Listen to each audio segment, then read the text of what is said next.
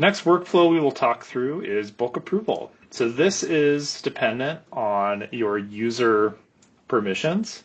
And you'll see I don't have any funding organizations applied. So it'll let you know, hey, you need to have at least one funding org filter applied to access this page. So, okay, I'll come back into filters. I'll come down to funding organizations, and I can select Department of Interior, and then we'll do BLM for this. And you'll see, like Mary was talking about, I have this little warning icon, so I need to click Apply, and now those have been applied. So we can now enter the bulk approval dialog.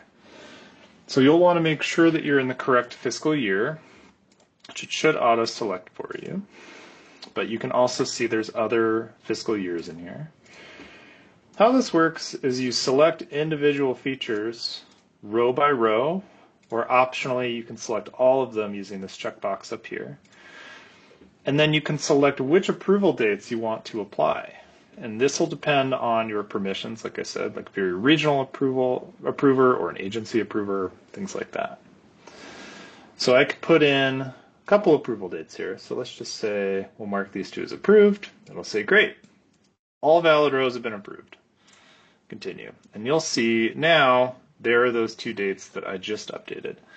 Likewise, you can also request an unapproval.